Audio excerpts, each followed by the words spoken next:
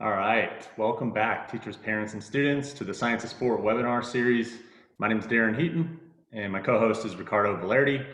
He's an engineering professor at the University of Arizona and the founder of Science of Sport. For today's episode, we are going to be focusing on football and passing accuracy.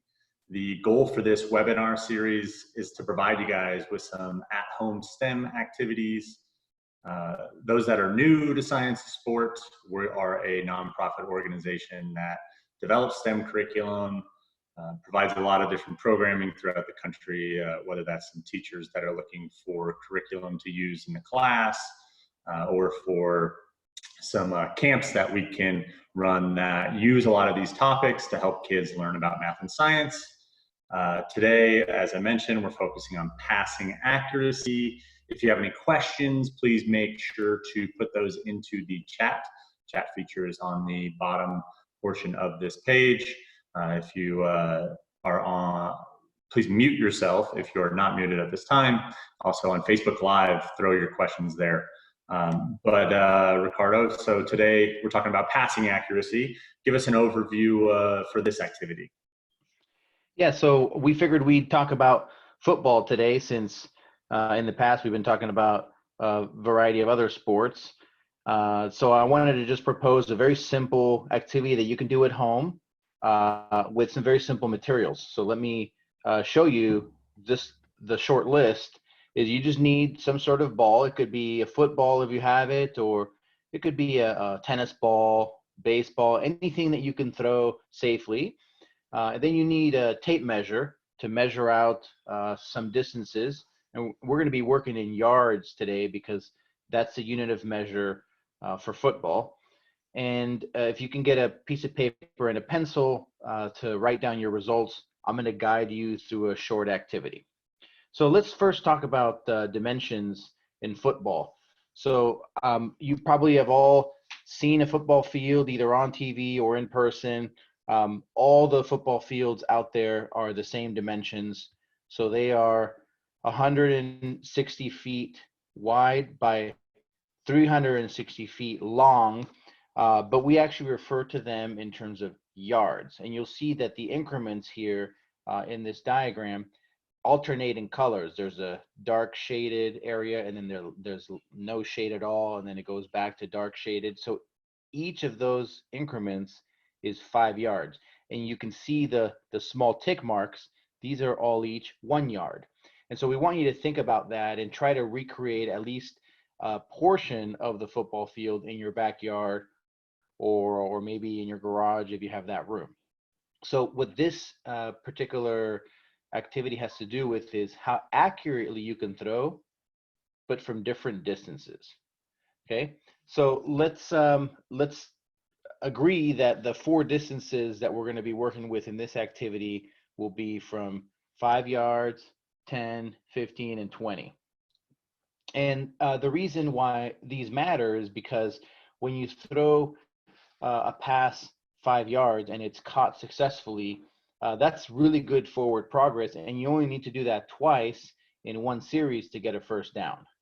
Of course, if you were to throw it farther, 10, 15, or 20 yards, it's even better forward progress. And not only does it get you a first down, but it gets you closer to a touchdown at the other end of the field. What do you think, Daren? Sounds like fun. I know I can do it in the back of my yard. I'm just trying to think of some of the different science topics that are tied into making the ball travel, and some of those different aspects that are tied into either it being thrown a very far distance or shorter. Can you talk through some of those different forces that act on the football during flight? Yeah, so one of the things that you're bringing up is the amount of force that you need to use to throw it these different distances, right? So if you're going to throw a shorter pass, it needs less force. If you're going to throw a longer pass, it needs a lot more force. But it's also, you can see from the dashed lines here, there's a different arc that you need to throw the ball at in order for it to reach its destination. And you're not necessarily throwing it on the floor 5 yards away. You're throwing it basically at somebody's chest level so that they can catch it with their hands, or maybe closer to their head so that they can catch it and run quickly. So there's a lot of little variations to this. Obviously, the gravity is in play here. Um, the drag through the air is in play. So if you know how to throw a spiral, the ball is going to go farther, especially if it's a football. So if you can throw a football spiral, you can definitely get more distance out of it. But it might not matter so much for a 5-yard pass, but certainly would matter for 20 yards or farther. So the activity itself, I created a very simple worksheet that has the following guidelines. So after the first 4 distances are identified, you need to measure out. This is what the tape measure is for. You need to measure out 5 yards away, 10 yards away, 15, and then 20. And then what you need to plan is either have a target or have a person that you're throwing towards. Okay, and that person has to be fixed. They can't be moving yet. I'm going to talk about another variation of this later. But for this very simple activity, just have them standing still 5 yards away. And then you want to throw to them 5 times at 5 yards away. And then what you want to do is count how many of those passes were accurate. So it's not necessarily how many passes they caught, although you could count that too. But what's important for you, you're the quarterback, your objective is accuracy. Then have that person move 10 yards away, throw 5 passes to them, and then count how many of them were accurate. Then 15 yards away, and then 20 yards away.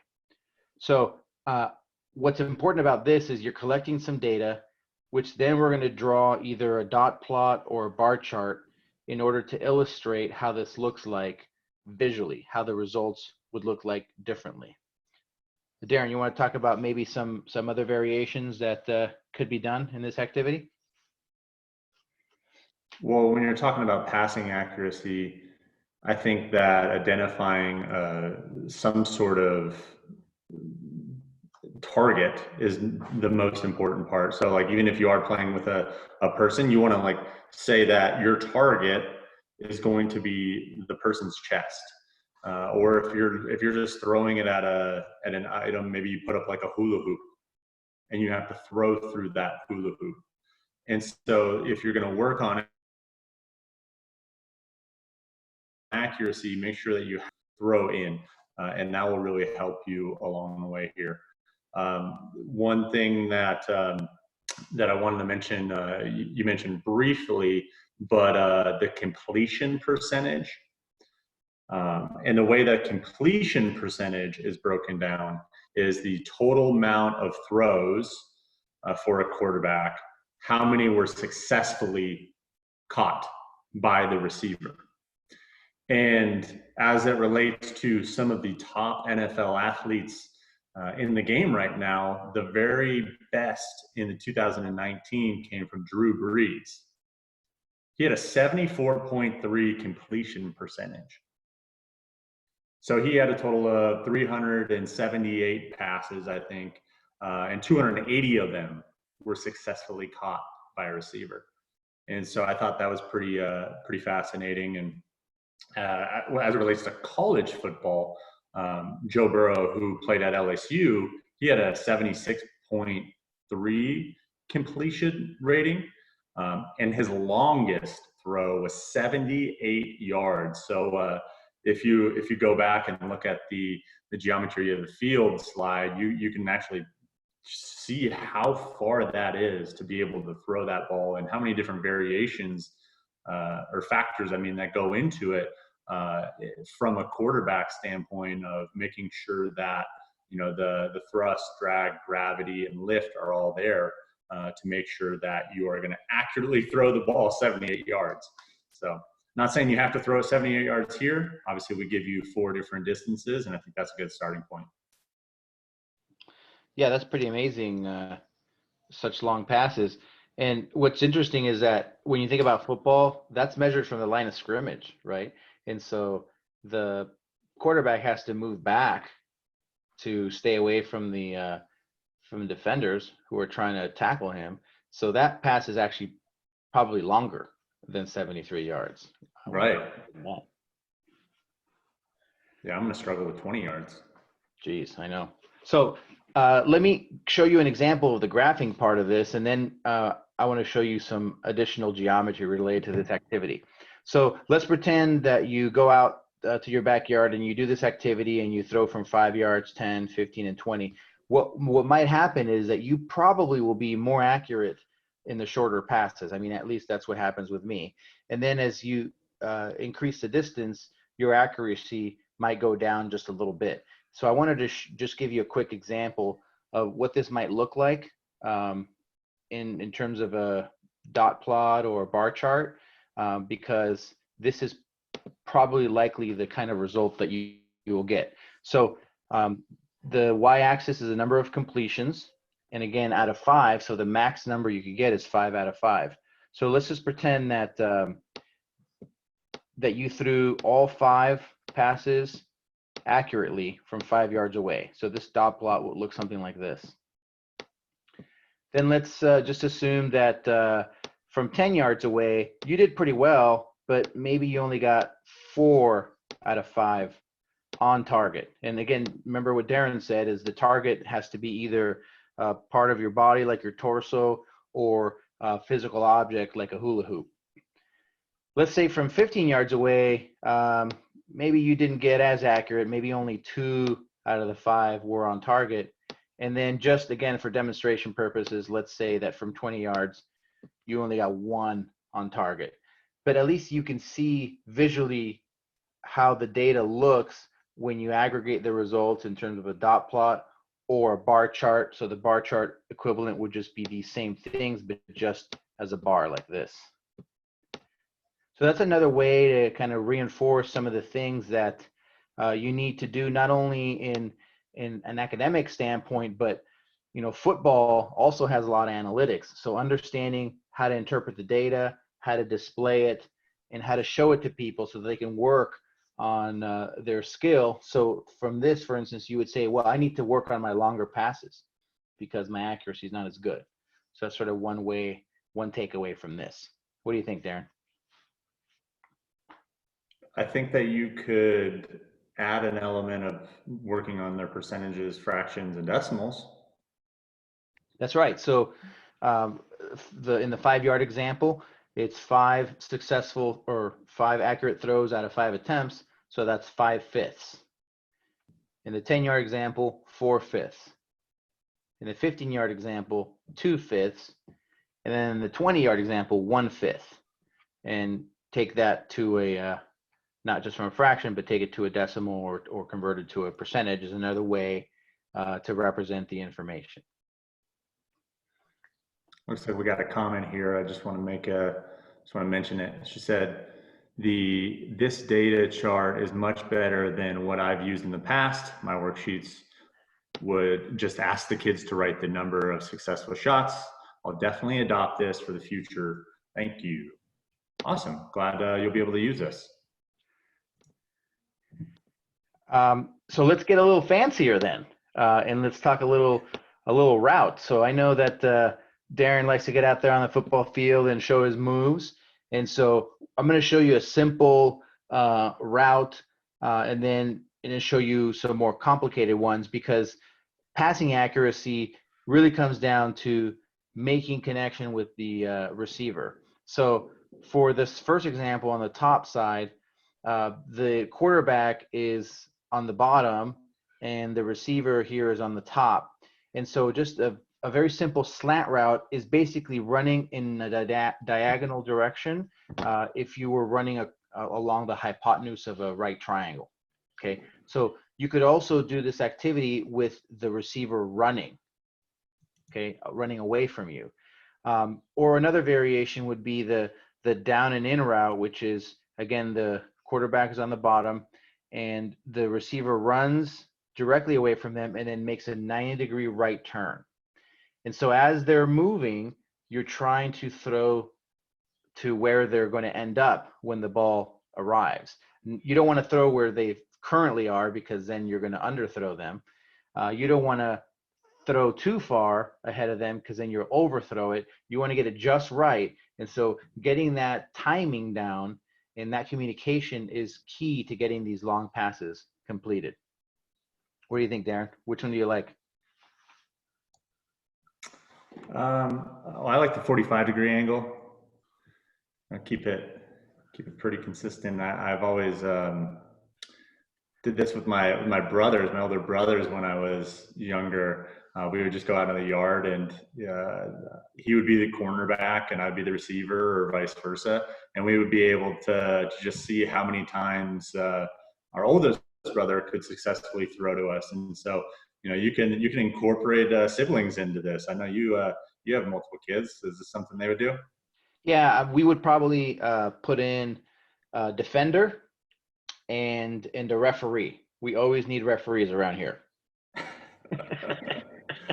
Yeah, smart. So the last thing I want to show you is just a more fancy collection of routes. And what's cool is that this really opens up some opportunity for creativity. Kids can design their own routes, and they just have to communicate to the quarterback, who would be this dot down here, the quarterback. They would need to communicate to the quarterback what they're going to do. So the post route, for example, they would run straight out, and then they would make a 45-degree turn to the right. So as long as the quarterback knows that, and as long as the receiver running that route that they advertised that they were going to be running, then there's a higher degree, higher likelihood of success, because there's communication there. And now it just comes down to execution. So what's fun is that you can use this as a template to give students and let them be creative about designing their own football routes. I think that just goes to the real goal of this, is to be able to put a bunch of different ways that you can reinforce STEM, whether that's through some of these passing accuracy activities that you had mentioned, and being able to design their own running route. And so just having a bunch of different ways to take this and use it at your guys' house, or just incorporate it into your online course if you're a teacher. So I think there's a couple different ways, and hope that you'll be able to use this. That's right. So Daren, you want to tell them about the other webinars we have recorded? Absolutely. So if you guys go to our YouTube page, Science of Sport, you can see it on the screen here. In addition to our social media channels, we are putting out all these webinars and step-by-step instructions to be able to do these activities. So if you weren't able to attend any of our webinars, you can just go there, and it's laid out for you to be able to view at any time. We have one more scheduled for this Thursday. What's our topic? I don't remember. Hey, we're going to keep it a surprise, I guess. We'll let you know. And well, it may be air resistance, but we'll see. We might change it up. Who knows? But yeah, that's right. If you follow us on social media, you'll be able to see what it's about. So make sure to do that.